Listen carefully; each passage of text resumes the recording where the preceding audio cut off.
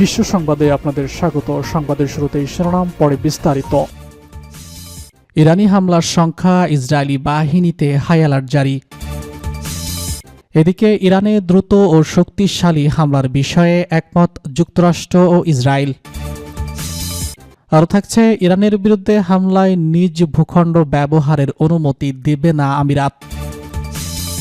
জানিয়ে দিব, বিক্ষোভে উস্কানি দাতাদের প্রতি কোনো দয়া দেখাবে না ইরান। সর্বশেষ জানিয়ে দিব, ভারতকে বন্ধু রাষ্ট্র বললেন চীনের প্রেসিডেন্ট। ইরানি হামলার শঙ্কা, ইসরায়েলি বাহিনীতে হাই অ্যালার্ট। উত্তেজনার পার্শ্বদ নামছে না কিছুতেই। এখনও ইসরায়েল দাবি করছে যে কোনো সময় ইরানি ভূখণ্ডে হামলা চালাতে পারে যুক্তরাষ্ট্র, আর সে কারণেই ইসরায়েলি বাহিনীকে সর্বোচ্চ সতর্ক অবস্থায় রাখা হয়েছে। সোমবার ইসরায়েলি গণমাধ্যম জানিয়েছে, ওয়াশিংটন তেহরানে হামলা চালালে ইরান পাল্টা আঘাত হিসেবে ইসরায়েলকে লক্ষ্যবস্তু করতে পারে, এমন শঙ্কা থেকেই এই সতর্ক বার্তা জারি করা হয়েছে। ইসরায়েলি সরকারি সম্প্রচার মাধ্যম কানের প্রতিবেদন অনুযায়ী, মার্কিন সামরিক পদক্ষেপের আশঙ্কায় দেশটি গত এক সপ্তাহেরও বেশি সময় ধরে সর্বোচ্চ নিরাপত্তা প্রস্তুতি বজায় রেখেছে। ইসরায়েলি সেনাবাহিনীর নর্দার্ন কমান্ডার প্রধান মেজর জেনারেল রাফি নিলো এক সাক্ষাৎকারে জানান, যে কোনো মার্কিন হামলার জবাবে তেহরান ইসরায়েলে আক্রমণ চালানোর চেষ্টা করতে পারে। তিনি আর উল্লেখ করেন, আরব উপসাগরীয় অঞ্চলে মার্কিন বাহিনী মোতায়েন করা হলেও পরবর্তী পদক্ষেপ সম্পর্কে এখনও কোনো স্পষ্ট ধারণা পাওয়া যায়নি। গত মাসে ইরানি সরকার বিরোধী বিক্ষোভ শুরু হওয়ার পর থেকে ওয়াশিংটন ও তেহরানের মধ্যে উত্তেজনা নতুন করে তুঙ্গে উঠেছে। মার্কিন গণমাধ্যমের দাবি অনুযায়ী, বিমানবাহী রণতরী ইউএসএস আব্রাহাম লিঙ্কন এবং 3টি স্কোয়াডার বর্তমানে ওমান সাগরের পথে ভারত মহাসাগরে অবস্থান করছে। গত শনিবার মার্কিন প্রেসিডেন্ট ডোনাল্ড ট্রাম্পও এই খবরের সত্যতা নিশ্চিত করে জানান যে মধ্যপ্রাচ্যের দিকে একটি বিশাল মার্কিন নৌবহর অগ্রসর হচ্ছে এবং ওয়াশিংটন ইরানের পরিস্থিতির উপর গভীর নজর রাখছে। মার্কিন প্রশাসন স্পষ্ট করে বলেছে যে ইরানের বর্তমান শাসন ব্যবস্থা পরিবর্তনের লক্ষ্যে সামরিক পদক্ষেপ সহ সব ধরনের বিকল্পই তাদের টেবিলে রয়েছে। অন্যদিকে ইরানের পক্ষ থেকে কড়া হুঁশিয়ারি দিয়ে বলা হয়েছে, যে কোনো মার্কিন হামলায় দ্রুত ও ব্যাপক জবাব দেওয়া হবে। ইরানের দ্রুত ও শক্তিশালী হামলার বিষয়ে একমত যুক্তরাষ্ট্র, ইসরায়েল। তেল আবিবে আয়োজিত এক উচ্চ পর্যায়ের বৈঠকে ইরানের বিরুদ্ধে সম্ভাব্য সামরিক ব্যবস্থা গ্রহণের বিষয়ে বড় ধরনের সমঝোতায় পৌঁছেছে যুক্তরাষ্ট্র ও ইসরায়েল। ইসরায়েলি গণমাধ্যম চ্যানেল 14 এর এক প্রতিবেদনে জানানো হয়েছে, প্রয়োজন পড়লে ইরানে অত্যন্ত দ্রুত ও শক্তিশালী হামলা চালানোর বিষয়ে দুই দেশ একমত হয়েছে। মার্কিন সেন্ট্রাল কমান্ডার ব্র্যান্ড কুপার গতকাল রবিবার ইসরায়েলি সামরিক বাহিনীর ঊর্ধ্বতম কর্মকর্তাদের সঙ্গে এই বিশেষ বৈঠক করেন। বৈঠকের বিস্তারিত তথ্য প্রকাশ করে চ্যানেল 14 জানিয়েছে, উভয় পক্ষেই বর্তমান আঞ্চলিক পরিস্থিতিতে ইরানের মোকাবেলায় বিভিন্ন দৃষ্টিভঙ্গি পোষণ করছে এবং সামরিক সহায়তা আরও জোরদার করার অঙ্গীকার করছে। মার্কিন কর্মকর্তাদের মতে, ইরানের বিরুদ্ধে পূর্ণমাত্রা যুদ্ধের প্রস্তুতির জন্য সবসময়ের প্রয়োজন হলেও সুনির্দিষ্ট এবং অতর্কিত হামলার জন্য ওয়াশিংটন সবসময় প্রস্তুত রয়েছে। সেন্টকম কমান্ডার উল্লেখ করেছেন, যুক্তরাষ্ট্রের কৌশল হচ্ছে দ্রুত, আকাঙ্ক্ষিক এবং সুনির্দিষ্ট সামরিক অভিযান পরিচালনা করা। মার্কিন কর্মকর্তারা এখন ইরানে শাসন ব্যবস্থার পরিবর্তনকে একটি প্রয়োজনীয় পদক্ষেপ হিসেবে দেখছেন। যদি কোনো হামলা চালানো হয়, তবে তার মূল লক্ষ্য হবে সাধারণ নাগরিক ও বিক্ষোভকারীদের উপর দমন নিপীড়নের জন্য দায়ীদের উপর আঘাত আনা। এছাড়া মধ্যপ্রাচ্যে ইসরায়েল সহ মিত্রদের নিরাপত্তায় যুক্তরাষ্ট্র প্রতিশ্রুতিবদ্ধ এবং যে কোনো মূল্যে তাদের সুরক্ষা নিশ্চিত করা হবে বলেও বৈঠকে পূর্ণ ব্যক্ত করা হয়েছে। ইরানের বিরুদ্ধে হামলায় নিজ ভূখণ্ড ব্যবহারের অনুমতি দেবে না আমিরাত।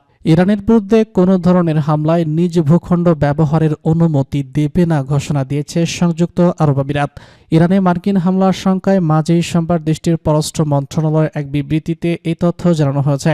এর আগে গত সপ্তাহে মার্কিন প্রেসিডেন্ট ডোনাল্ড ট্রাম্প জানিয়েছিলেন, মার্কিন একটি নৌবহর উপসাগরীয় অঞ্চলের দিকে এগোচ্ছে এবং বিক্ষোভকারীদের বিরুদ্ধে রক্তক্ষয়ী দমন নিপীড়নের পর ইরানের উপর ঘনিষ্ঠ নজর রাখছে ওয়াশিংটন। আমিরাতের পররাষ্ট্র মন্ত্রণালয়ের বিবৃতিতে বলা হয়েছে, ইরানের বিরুদ্ধে কোনো শত্রুতামূলক সামরিক কার্যক্রমে নিজেদের আকাশ সীমা, ভূখণ্ড বা জলসীমা ব্যবহার করতে না দেওয়ার বিষয়ে সংযুক্ত আরব আমিরাত নিজেদের অঙ্গীকার পূর্ণ ব্যক্ত করেছে। দেশটির রাজধানী আবু ধাবির কাছে আল দাফরা বিমান ঘাঁটিতে হাজার হাজার মার্কিন সৈন্য অবস্থান করছেন। উপসাগরীয় অঞ্চলটিতে যুক্তরাষ্ট্রের একাধিক সামরিক স্থাপনায় একটি আমিরাতের এই ঘটনাটি। বিবৃতিতে বলা হয়েছে, এমনকি ইরানে কোনো হামলায় লজিস্টিক সহায়তা দেবে না আমিরাত। বর্তমান সংকট মোকাবেলায় সংলাপের পাশাপাশি উত্তেজনা প্রশমন, আন্তর্জাতিক আইনের প্রতি আনুগত্য এবং রাষ্ট্রীয় সার্বভৌমত্বের প্রতি সম্মানই সর্বোত্তম উপায় বলে জানিয়ে দিয়েছে মধ্যপ্রাচ্যের এই দেশ। গত বছরের ডিসেম্বরের শেষ দিকে অর্থনৈতিক আন্তঃকোষ থেকে শুরু হওয়া বিক্ষোভ দ্রুত ইরানের বিরুদ্ধে গণ আন্দোলনে রূপ নেয়। 8 জানুয়ারি থেকে কয়েকদিন ধরে সারা দেশে এই বিক্ষোভের দাবানল ছড়িয়ে পড়ে। 1979 সালের ইসলামী বিপ্লবের পর ক্ষমতায় আসা ধর্মীয় নেতৃত্ব নজিরবিহীন এই বিক্ষোভ দমনের পর এখনও টিকে আছে। দেশটির ক্ষমতাসীন শাসক গোষ্ঠীর বিরোধিতাকারী অনেকে পরিবর্তনের চেয়ে সম্ভাব্য পথ হিসেবে এখনও বাইরের হস্তক্ষেপের দিকে তাকিয়ে আছেন। যুক্তরাষ্ট্রের প্রেসিডেন্ট ডোনাল্ড ট্রাম্প শুরুতে সামরিক পদক্ষেপ থেকে সরে আসার ইঙ্গিত দিলেও পরে জোর দিয়েছেন সেটি এখন একটি বিকল্প। বিক্ষোভে উস্কানি দাতাদের প্রতি কোনো দয়া দেখাবে না ইরান। ইরানের বিচার বিভাগের প্রধান গোলাম হোসেন মহসেনি নিজেই জানিয়েছেন, সাম্প্রতিক সরকার বিরোধী বিক্ষোভের পিছনে যাদের ভূমিকা রয়েছে তাদের শাস্তির ক্ষেত্রে একচুল পরিমাণ ছাড় দেওয়া হবে না। রোববার ইরানের রাষ্ট্রীয় গণমাধ্যম মিজান অনলাইনকে দেওয়া এক সাক্ষাৎকারে তিনি এই হুঁশিয়ারি দেন। চলতি মাসের শুরুতে জীবনযাত্রার ব্যয় বৃদ্ধি নিয়ে শুরু হওয়া বিক্ষোভ দ্রুতই সরকার বিরোধী আন্দোলনে রূপ নেয়, যা সাম্প্রতিক বছরগুলোর মধ্যে দেশটির জন্য সবচেয়ে বড় রাজনৈতিক চ্যালেঞ্জ হিসেবে দেখা হচ্ছে। বর্তমানে পরিস্থিতি নিয়ন্ত্রণে এসেছে এবং দেশজুড়ে স্বাভাবিক অবস্থা ফিরেছে বলে দাবি করেছে কর্তৃপক্ষ। মহসিনী নিজেই বলেছেন, জনগণ ন্যায্যভাবে দাবি করতে দাঁত সন্ত্রাস ও সহিংসতার মূল অভিযুক্তদের দ্রুত বিচারের আওতায় এনে দোষী প্রমাণিত হলে কঠোর শাস্তি দেওয়া হবে। তিনি আরও বলেছেন, তদন্তের ক্ষেত্রে সর্বোচ্চ কঠোরতা অনুসরণ করা হবে এবং যারা অস্ত্র হাতে নিয়েছে, মানুষ হত্যা করেছে কিংবা অগ্নিসংযোগ ও হত্যাযজ্ঞ চালিয়েছে তাদের প্রতি কোনো ধরনের দয়া দেখাবে না। ইরান সরকার জানিয়েছে বিক্ষোভে মোট ৩,১১৭ জন নিহত হয়েছেন। এর মধ্যে 2,427 জনকে শহীদ হিসেবে উল্লেখ করা হয়েছে, যাদের মধ্যে নিরাপত্তা বাহিনীর সদস্য ও সাধারণ নাগরিকরা রয়েছেন। সরকারের পক্ষ থেকে নিহত অন্যদের দাঙ্গাকারী হিসেবে আখ্যা দিয়ে দাবি করা হয়েছে তারা যুক্তরাষ্ট্র ইসরায়েলের উস্কানিতে সহিংসতায় জড়িত ছিল। এদিকে বিক্ষোভে আটক ব্যক্তিদের মৃত্যুদণ্ড কার্যকর করা হলে সামরিক হস্তক্ষেপের হুমকি দিয়েছেন যুক্তরাষ্ট্রের প্রেসিডেন্ট ডোনাল্ড ট্রাম্প। যদিও সাম্প্রতিক সময়ে তিনি কিছুটা নরম সুরে কথা বলেছেন এবং দাবি করেছেন তেহরান পরিকল্পিত মৃত্যুদণ্ড কার্যকর স্থগিত রেখেছে। সুইডেনের দোভাসে থেকে ফেরার পথে সাংবাদিকদের ট্রাম্প জানান, যে কোনো পরিস্থিতির জন্য সম্প্রীতি হিসেবে যুক্তরাষ্ট্র ইরানের দিকে একটি বিশাল নৌবহর পাঠাচ্ছে। উল্লেখ্য, গত জুনে ইসরায়েলের সঙ্গে 12 দিনের যুদ্ধে যুক্ত হয়ে ইরানের পারমাণবিক স্থাপনায় হামলা চালিয়েছিল যুক্তরাষ্ট্র। ইরানের বিশেষ পুলিশ বাহিনীর কমান্ডার কর্নেল মেহসি শরীফ জামিরি দাবি করেছেন, বিক্ষোভ দমনে পুলিশ প্রাণঘাতী অস্ত্র ব্যবহার করেনি। তিনি বলেন, এই অভিযানে পুলিশের অস্ত্র ব্যবহারের অভিযোগ উঠলেও বাস্তবে কোনো আগ্নেয়াস্ত্র ব্যবহার করা হয়নি। জননিরাপত্তা নিশ্চিত করতে এবং প্রাণহানি এড়াতে আমরা কেবল পানি কামানের মতো অপ্রঘাতঘাতী পদ্ধতি ব্যবহার করেছি। ভারতকে বন্ধু রাষ্ট্র বললেন চীনের প্রেসিডেন্ট। ভারত ও চীনের সম্পর্কের বলব গলতে শুরু করার পর বড় আভাস মিলল আজ। ভারতের প্রজাতন্ত্র দিবস উপলক্ষে রাষ্ট্রপতি দ্রৌপদী মুর্মুকে পাঠানো বিশেষ অভিনন্দন বার্তায় চীনের প্রেসিডেন্ট শি জিনপিং দুই দেশকে ভালো প্রতিবেশী, বন্ধু ও অংশীদার হিসেবে অভিহিত করেছেন। আজ সোমবার চীনের রাষ্ট্রীয় গণমাধ্যম সিনহুয়া এই খবর প্রকাশ করেছে। প্রেসিডেন্ট শি জিনপিং তার বার্তায় উল্লেখ করেছেন, গত এক বছরে ভারত ও চীন সম্পর্কের ধারাবাহিক উন্নতি ও বিকাশ ঘটেছে।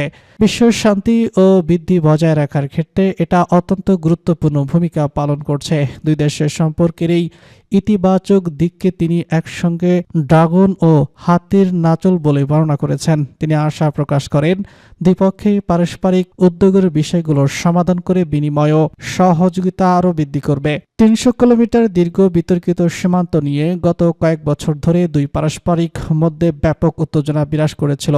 বিশেষ করে 2020 সালে গালওয়ান উপত্যকায় দুই দেশের সেনাদের মধ্যে প্রাণঘাতী সংঘর্ষের পর হিমালয় সীমান্ত এলাকায় সামরিক উপস্থিতি বহুগুণ বাড়ানো হয়। তবে গত বছর থেকে উচ্চ পর্যায়ে কূটনৈতিক সফরের মাধ্যমে সম্পর্কের উন্নতি হতে শুরু করে।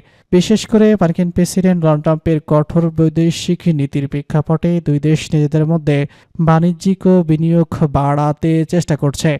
এই ধারাবাহিকতায় 2025 সালে সরাসরি বিমান হামলা চালালেও পুনরায় শুরু হয়েছে।